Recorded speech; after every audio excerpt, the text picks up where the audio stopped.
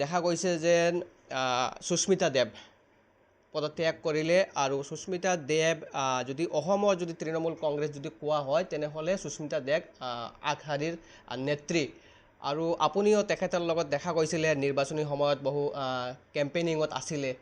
আৰু আজিৰ দিনত সুস্মিতা দেৱে পদত্যাগ কৰিলে এই মুহূৰ্তত আপোনাৰ প্ৰতিক্ৰিয়া কি বা আপুনি এই যে পদত্যাগটো কেনেকৈ দেখিছে কি পৰ্যায়ত আপোনালোকক প্ৰথমতে মই ধন্যবাদ জনাইছোঁ কৃতজ্ঞতা জনাইছোঁ আপোনালোক আহি পেলাই মোৰ দুটা বা মোৰ অপিনিয়নটো লোৱাৰ কাৰণে কথাটো হৈছে সুস্মিতা দেৱ মেডামৰ লগত মোৰ এতিয়ালৈকে ডাইৰেক্টলি কোনো কথা বাৰ্তা হোৱা নাই তেখেত বাহিৰত আছিলে 8 তাৰিখ আহিছে আৰু যোৱাকালিও মই দেখিছোঁ তেখেতে কিবা এটা তেখেতক আপোনাৰ সাংবাদিক প্ৰশ্ন কৰিছিলে এই বিষয়ে আৰু কি তেখেতে ডাইৰেক্টলি কেটাগৰিলি কোনো ৰিপ্লাই তেতিয়া দিয়া নাই আকৌ আজি ছ'চিয়েল মিডিয়াত দেখিলোঁ মেডামে হেৰি কৰিছে প্ৰথমতে ৰাজ্যসভাৰ সাংসদ হিচাপে তৃণমূলৰ সাংসদ হিচাপে তেখেতে পদত্যাগ কৰিছে আৰু লগতে আপোনাৰ তৃণমূলৰ পাৰ্টিৰ পৰাও আপোনাৰ তেখেতে ৰিজিগনেশ্যন দিছে এইটো আমি ছ'চিয়েল মিডিয়াত দেখিছোঁ এতিয়ালৈকে মেডামৰ লগত এই বিষয়ে মই ফোনতো কোনো কথা পতা নাই আৰু মই ফোনো কৰাও নাই তেখেত মোৰ ল'ৰাৰ বিয়াত উপস্থিত হোৱাৰ কথা আছিলে কিন্তু 8 তাৰিখ আহি পাইছে আৰু তেখেতে কৈছিলে যে আহি পেলাই আপোনাৰ ঘৰত আহিম আৰু এতিয়ালৈকে তেখেত বোধহয় অসমত বা শিলচৰত অহা নাই তো ডাইৰেক্টলি এতিয়ালৈকে মই জনা নাই আৰু কি যে এই বিষয়টো কোন পৰিস্থিতিৰ ওপৰত তেখেতে এই সিদ্ধান্তটো লৈছে আৰু কি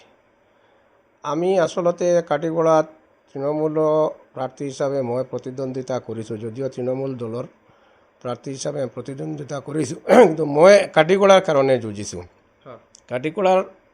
দেখা গৈছে যে কাটিগড়াৰ মানে যিবিলাক আপোনাৰ নেশ্যনেল লেভেল পাৰ্টি আছে সিহঁতে কাটিগড়াৰ ল'ৰাক আপোনাৰ মানে হেৰি নিদিয়ে গুৰুত্ব নিদিয়াকৈ বাহিৰৰ মানে মানুহক আপোনাৰ টিকেট দিয়ে এই গত কেইবছৰৰ পৰা এই পৰম্পৰাটো চলি আছে আৰু আইদাৰ কংগ্ৰেছ হোক বিজেপি হোক তো মই এটা হেৰিত আছিলোঁ আৰু কি এটা আমাৰ যিটো ষ্টেণ্ড আছিল আৰু কি যে আমাৰ ল'ৰাই কংগ্ৰেছ কৰিব বিজেপি কৰিব সিহঁতে বিজেপি দলৰ কাৰণে ত্যাগ কৰিব আকৌ সিহঁতক বঞ্চিত কৰি পেলাই বাহিৰক হঠাৎ আনি পেলাই টিকট দিয়া হয় আৰু কি যিটো পৰম্পৰাৰ সেইটোৰ ওপৰত মই অবজাৰভেশ্যনত আছিলোঁ সেই অবজাৰভেশ্যন আছি পেলাই আপুনি যিবিলাক আমাৰ বিজেপিৰো আপোনাৰ মানে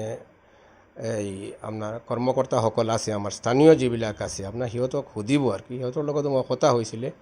যদি আপোনাক সাপোজ আমাৰ বিপ্লৱকান্তি পাল বা নীলুদেৱ আমাৰ ভাই হেৰি ইয়াতে আমাৰ সন্দীপ দাস বা চানু সিহঁতৰ লগত মই কথা হৈছিলে যদি আপোনালোকক টিকেট দিয়ে তেতিয়াহ'লে মই যেহেতু লোকেল ল'ৰাক দি দিব যিকোনো এজন জিতিব বিজেপিৰ পৰা হোক কংগ্ৰেছৰ পৰা হোক মই তৃণমূল হোক বা কোনো দলৰ পৰা মই কণ্টেষ্ট নকৰোঁ আৰু মই সুস্মিতা মেডামকো কৈছিলোঁ যদি লোকেল ল'ৰাক দিয়া হয় তেতিয়াহ'লে মই মেডাম ইলেকশ্যন নেখেলোঁ আপোনাৰ পাৰ্টিত মই জইন কৰিছোঁ আপুনি একজন সাংসদ হিচাপে কাম কৰি আছে আৰু আমাৰ 3জন সাংসদ অলৰেডি আছে আৰু এজন আপোনাৰ সাংসদ হিচাপে যদি আপোনাৰ লগত আমি কাম কৰোঁ তাহলে কাটিগড়াৰ ডেভেলপমেণ্টৰ কাৰণে বা আমাৰ বৰাকৰ ডেভেলপমেণ্টৰ কাৰণে বিভিন্ন ইস্যুত আপোনাৰ লগত এটা যোগাযোগ থাকিলে আমাৰ কাটিগড়া বা বৰাহৰ মানে হেৰি হ'ব লাভ হ'ব বিভিন্ন প্ৰকল্প আনতে আপোনাৰ মানে চেংচন কৰাওতে আপোনাৰ সুবিধা হ'ব আৰু তো এটা এডিশ্যনেল ষ্ট্ৰেংথ আমি পাওঁ আৰু লাষ্টত আগতে মানে এটা কথা ক্লিয়াৰ হ'ব পাৰি যেন আপুনি সুস্মিতা দেৱক লৈ কিনে বহুত সপোন দেখিছিলে কাটিগড়াত লৈ কিনে এনেধৰণে হয় কিন্তু আজিৰ দিনত সুস্মিতা দেৱ নাই ঠিক আছে আৰু দেখা গৈছে যেন যেটো সামাজিক মাধ্যমত দেখা গৈছে ছ'চিয়েল মিডিয়াত দেখা গৈছে এটা তুলপা সৃষ্টি জোকাৰণি সৃষ্টি কৰিলে যেন অসমৰ মুখ্যমন্ত্ৰীৰ লগত আজি এটা ভিডিঅ' ভাইৰেল হৈছে ঠিক আছে মানে আপুনি কি ভাবে আৰু মানুহৰ যেটো মতামত মন্তব্য অনুসৰি আমি ক'ব পাৰি মানুহৰ যেটো মতামত আজিৰ দিনত মানুহে ব্যক্ত কৰিলে যে সুস্মিতা দেৱ ক্ষমতাৰ লোভত পৰি কিনে আকৌ বিজেপি জইন কৰিবলৈ কৈছে এনেধৰণৰ মন্তব্য মানুহৰ মনত আপুনি কি ক'ব এটা কথা মই আপোনাক মানে একচুয়ালি ক'ব লাগে আৰু কি দেখক মই মানে গভৰ্ণমেণ্ট অফিচাৰ আছিলোঁ চৰকাৰী আধিকাৰিক আছিলোঁ ৰাজনীতিৰ বিষয়ে মোৰ কোনো জ্ঞান নাছিল আৰু তে মই সুস্মিতা দেৱ মহাশয়াৰ ওচৰত মই কৃতজ্ঞ তেখেতে মই তৃণমূল পাৰ্টিত মানে যোগদান কৰাইছিলে আৰু তেখেতে আপোনাৰ ফ্ৰণ্টৰ পৰা মোক বহুত গাইড কৰিছে ৰাজনীতিৰ বহুত মাৰপেচ মোৰ জনা নাছিলে এইবিলাক বস্তু তেওঁৰ লগত থাকি পেলাই বহুত আমি মানে শিকিছোঁ আৰু তেখেতে মই মানে একদম ফ্ৰণ্ট লাইনৰ পৰা মানে কাটিগড়াত যদিও মই ভোট পোৱা নাই, পলাৰাইজ ভোট হৈছে আৰু কি কাটিগড়াত লোকেল বা যোগ্যতা এইবিলাক মানুহে নিবিচাৰি পেলাই আপোনাৰ মানে ভোট কংগ্ৰেছ আৰু বিজেপি দুটা লাইনত গুচি গৈছে, আমি ভোট পোৱা নাই। সেইকাৰণে ইয়াৰ অৰ্থটো এইটো নহয় যে কাটিগড়াবাসীয়ে মোক বা মানে বেয়া পাইছে বা হেৰি কৰিছে। কাটিগড়াবাসীৰ হৃদয়ত মই আছোঁ, হিন্দু মুছলমান সকলৰ হৃদয়ত আছোঁ। হয়তো ৰাজনৈতিকভাৱে দেখিছে মোক সংস্থাপন এতিয়া দিয়া সিহঁতৰ পক্ষে দিয়া সম্ভৱ নহয়। সুস্মিতা দেৱ মহাশয়াই মোক ফ্ৰণ্টৰ পৰা মোক সহায় কৰিছে, সকলো ধৰণৰ সহযোগিতা কৰিছে। সেইকাৰণে মই তেখেতৰ ওচৰত মই কৃতজ্ঞ। তেখেত যি দলে যাওক মোৰ শুভেচ্ছা থাকিব আৰু বৰাকৰ কাৰণে বা কাটিগড়াৰ কাৰণে বিশেষ কাম কৰক, বিশেষকৈ কাম কৰক। আমাৰ বৰাক তথা আপোনাৰ মানে কাটিগড়াৰ যিবিলাক আপোনাৰ জ্বলন্ত সমস্যা আছে এইবিলাক মানে তেখেত যদি আপোনাৰ মানে তেখেতৰ জৰিয়তে আমি কিবা হেৰি পাওঁ আৰু কি কিবা একটা এক্সট্ৰা সুবিধা পাওঁ, তেতিয়াহ'লে এইটো আমিতো মানে বেয়া দেখা নাই একো। তো মোৰ যিটো ৰাজনৈতিক ষ্টেণ্ড যিটো হ'ব এইটো মই ভৱিষ্যতে মই হেৰি ল'ম,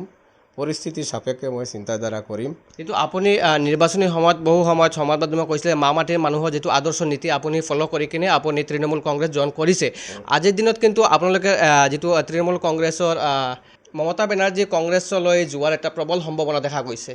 ঠিক আছে, সংবাদ মাধ্যমত নানা ধৰণৰ মেইন ষ্ট্ৰীম মিডিয়াত আমি দেখা পাইছোঁ। আপুনি কি ক'ব? আৰু আপুনি যে মা মাটি মানুহৰ যিটো মানে সপোন দেখিছিলে, এই তেখেতসকলৰ যিটো আদৰ্শ নীতি আপুনি ফ'ল' কৰি কিনে জইন কৰিছিলে আৰু আজিৰ দিনত ধ্বংসত পৰিণত হৈছে ক'বলৈ আমি ক'ব পাৰি, আপুনি কি ক'ব? আপোনাৰ স্থিতি কি থাকিব? আপুনি তৃণমূল কংগ্ৰেছ দলটো যদি একদম নাইকিয়া হৈ যায়, মা মাটি মানুহৰ যিটো এই মা মাটি মানুহৰ যিটো ইছ্যু লৈ পেলাই মই যুঁজিছোঁ আৰু কি সেই ইছ্যুটো মোৰ সদায় থাকিব। কিন্তু মা মাটি মানুহ মা কওঁতে আমাৰ কাটিগড়া মা কৈছোঁ, আমাৰ মাটি আমাৰ কাটিগড়াৰ মানুহ, আমাৰ যদি এই সমষ্টিৰ মানুহ, সেইটোৰ যিটো আমাৰ ষ্ট্ৰেণ্ড যিটো এইটো সদায় থাকিব। এক কথাই আপুনি যদিও ভৱিষ্যতে দল বদলায় তেনেহ'লে আপোনাৰ মা মাটিৰ যিটো সপোন আছে সেইটো থাকিব, যিটো মা মাটি আপুনি কাটিগড়াৰ কথা কৈছে। ঠিক আছে, এইটোৱে মা মাটি মানুহৰ কাৰণে যিটো এতিয়াও মই আমাৰ যেতিয়া মই অফিচাৰো আছিলোঁ তেতিয়া মই কাটিগড়াৰ ডেভেলপমেণ্টৰ কাৰণে কাটিগড়াৰ ল'ৰা ছোৱালীৰ কাৰণে মই সদায় চিন্তা কৰোঁ। আজিকালিও বিভিন্ন মানে ল'ৰা ছোৱালী আহি থাকে, সিহঁতৰ এডমিশ্যনৰ সমস্যা লৈ আহি থাকে, সিহঁতৰ বিভিন্ন ধৰণৰ আপোনাৰ চাকৰিৰ সমস্যা, কিবা ছাৰ সহায় কৰক, এইবিলাকতো মই এনেই কৰি আছোঁ। আৰু যিমান দিন জীয়াই থাকোঁ ৰাজনীতি কৰোঁ আৰু নকৰোঁ এইটো মই কৰি থাকিম। আৰু ৰাজনৈতিক যেটো আপোনাৰ পৰিৱৰ্তিত পৰিস্থিতিত সুস্মিতা দেৱ মেডাম আহক, ইয়াতে শিলচৰ আহক, তেখেতৰ লগতো আমি কথা পাতিম। যিহেতু তেওঁৰ মানে এই ইনস্পিৰেশ্যনে আমি ৰাজনীতিত যোগদান কৰিছোঁ। তেওঁৰ কি চিন্তাধাৰাৰ লগত আমাৰ যদি চিন্তাধাৰা যদি আপোনাৰ হেৰি হয়, সামঞ্জস্য থাকে, তেতিয়াহ'লে এটা কথা, যদি সেই চিন্তাধাৰাৰ লগত আমাৰ সামঞ্জস্যটো নহয় তেতিয়াহ'লে তেওঁ যাতে আমাৰ মানুহৰ কাৰণে কাম কৰিব পাৰে। আমি যি প্লেটফৰ্মত থাকোঁ